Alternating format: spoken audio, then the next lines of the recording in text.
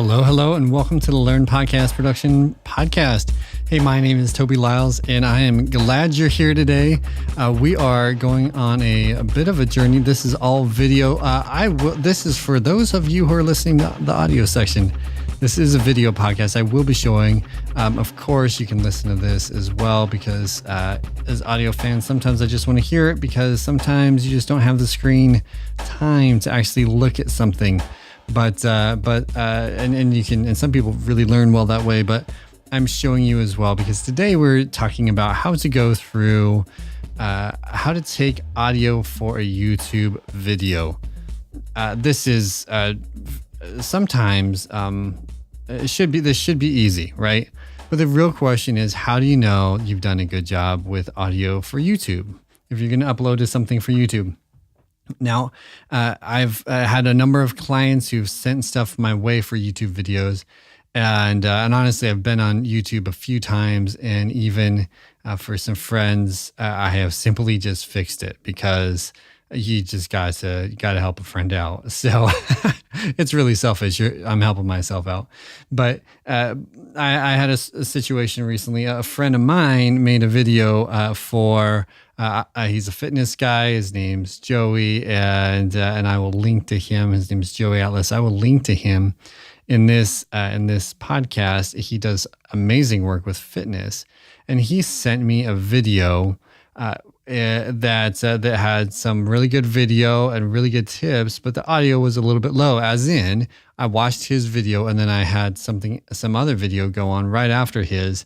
And it was just, the other video was just a lot louder. And I found when I had his on, I wanted to turn it up quite a bit. So I'm taking his and I'm just going to redo it for him. And I'm going to show you how I redo this so that you can just understand what you do with audio for YouTube, kind of what your goals should be. And how do you know if you've done a pretty good job? How do you know you're at levels, et cetera, et cetera? So, right now we're in Premiere Pro. Now you don't have to be in Premiere Pro. You can be in whatever, Final Cut or iMovie, or take your pick. You can be in one of those. But we're in Premiere Pro today, and I dropped in the video of Joey.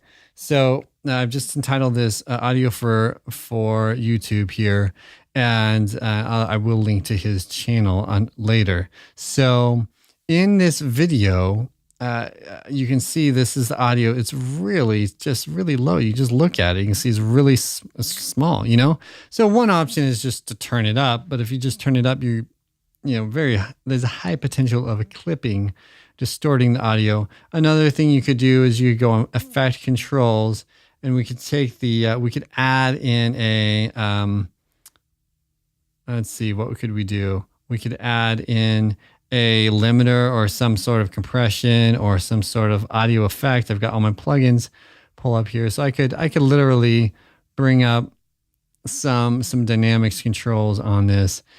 I can. I'm not going to do that though. That's just not, that's guesswork in my mind. And it's fast, it's easy. If you just want to do that, just turn it up a little bit, fine.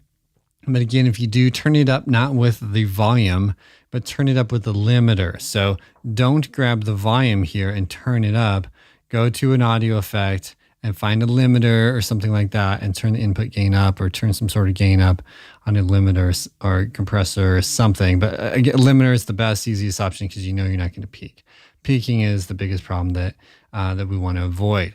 So now that we've got that covered, this is the audio. So here's what I've done. So I just dropped it in here now. This is Premiere Pro. Premiere has this unique option of being able to edit clip in Adobe Audition. I'm not going to do that simply because not everybody's using Adobe's products. So I'm not. All I did is I took the same exact video. I dropped it in here, and I've dropped it into Adobe Audition. So here in Adobe Audition, I've grabbed it and I've thrown the exact same audio.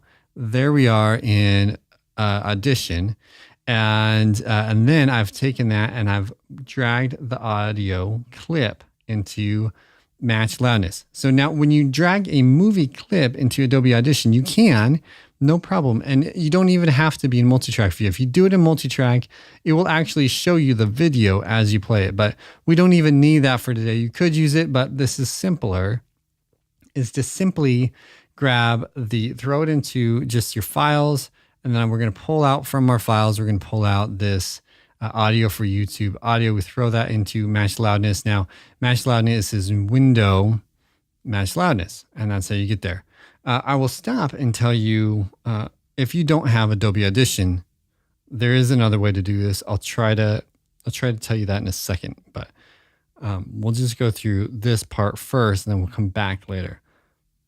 So if you want to edit this same audio, when I brought it into Adobe Audition, it split up the audio and the video. So I'm going to delete the audio for video, or the video part of this file. So now I just have the audio of the video, and I can see it's low. The first I want to do is just take match loudness, and I'm going to find a target loudness.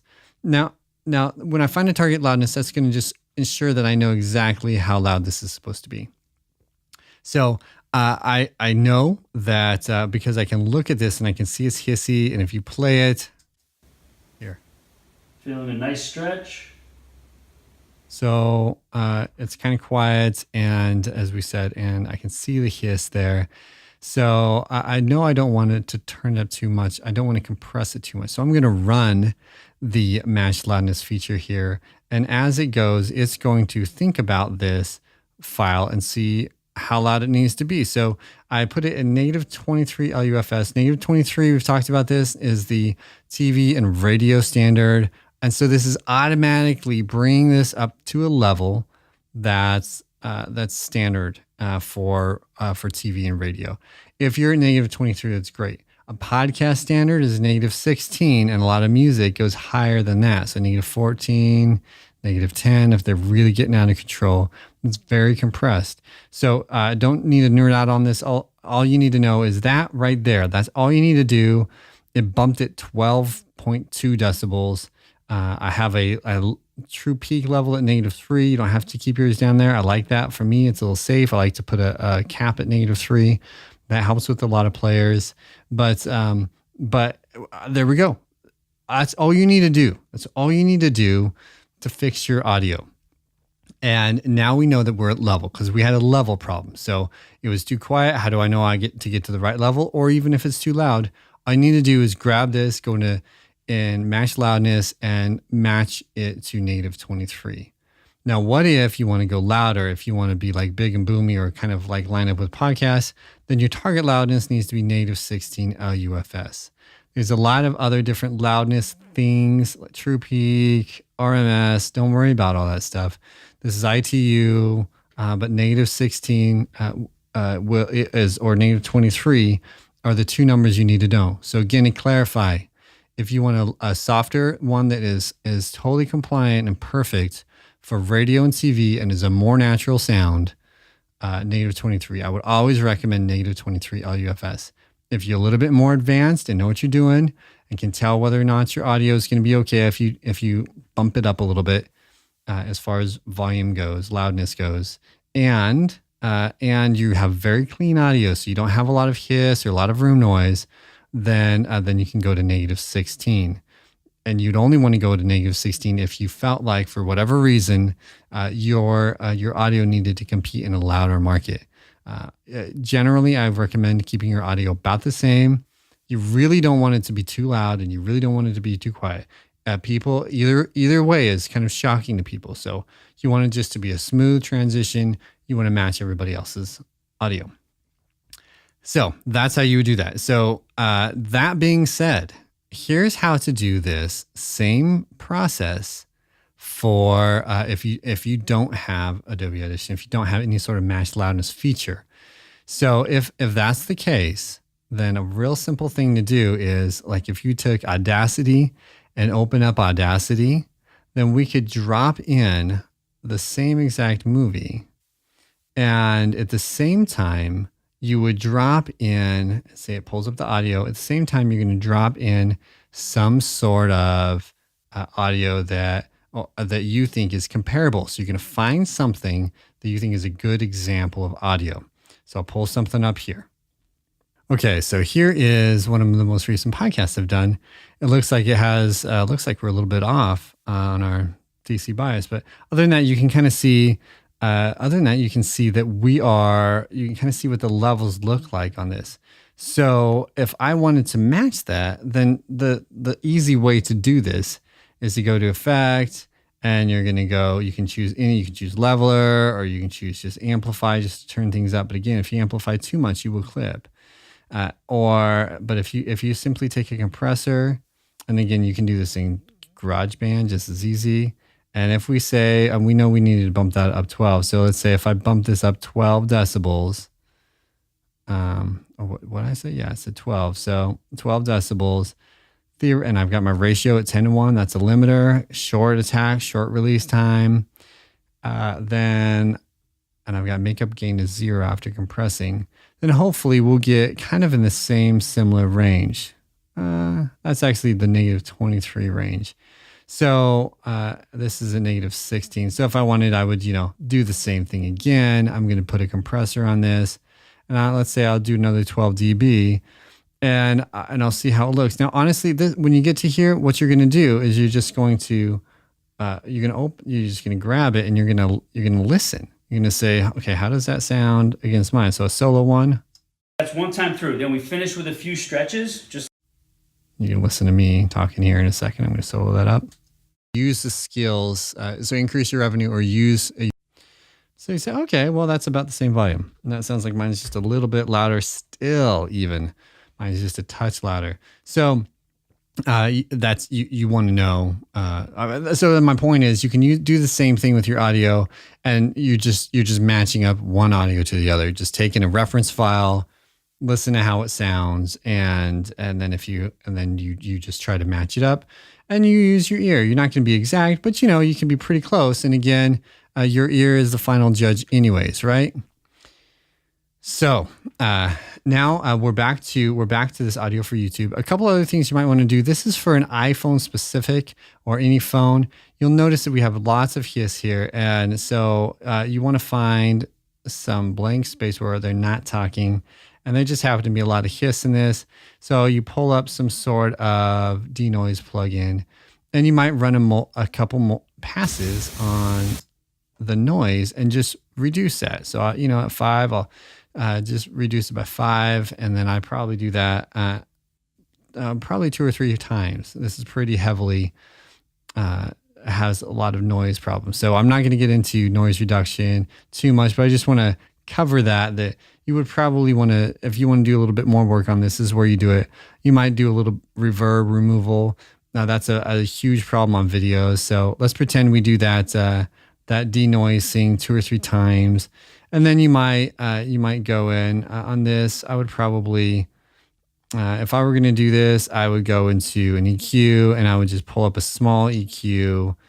And in fact, and I'll be honest with you guys, I've already done this. So that's why I kind of know what I'm doing here. So pull up an EQ. I'm using, for those listening, I'm using the Waves Q3 right now. I know I just need a little bit. So I'd bump it up about 5,000. I'm going to do a high pass at, somewhere around 96.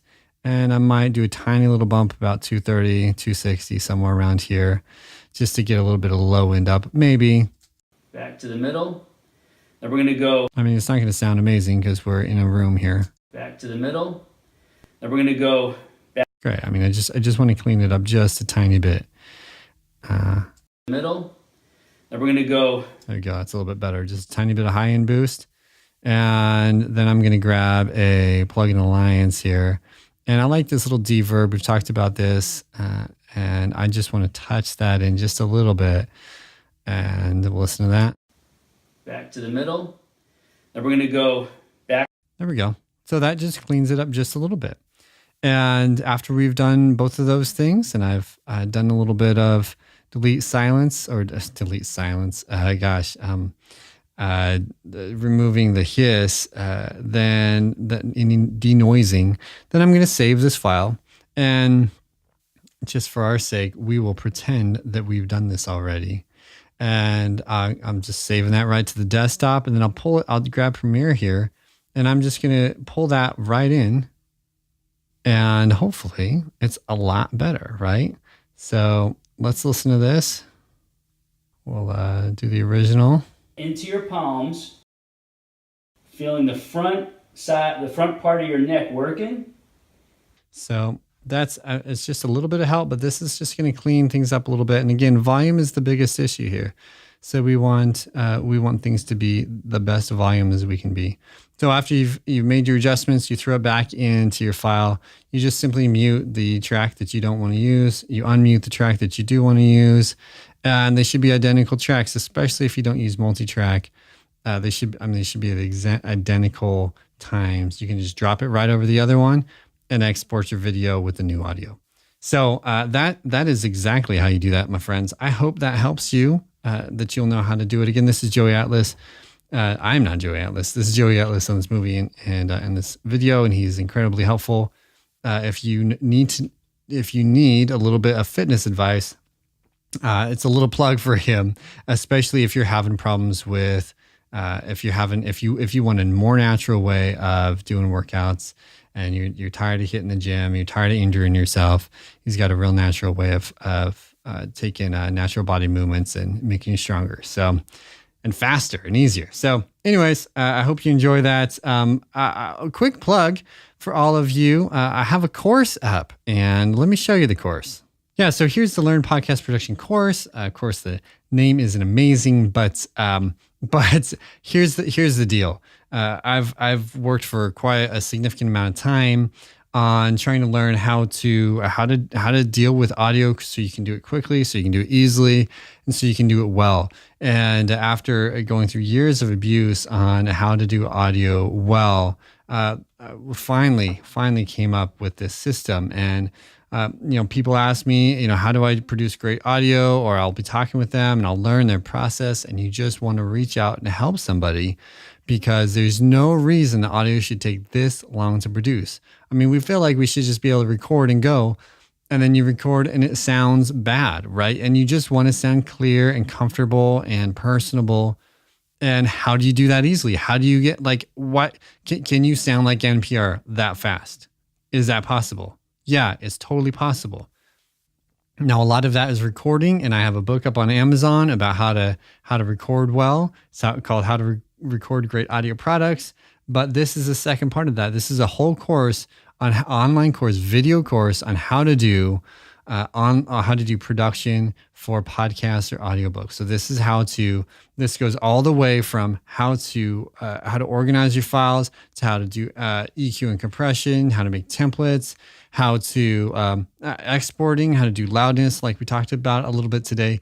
This is thorough. When you're done, you will know exactly what you're doing. This doesn't skip anything, but at the same time, every single class is under, I think we got them all under 20 minutes. So it's 6 classes, and they're all under 20 minutes. And you should be able to move through this very quickly and know exactly what you're doing by the time you're done. So that takes out the guesswork. So that is the Learn Podcast Production course.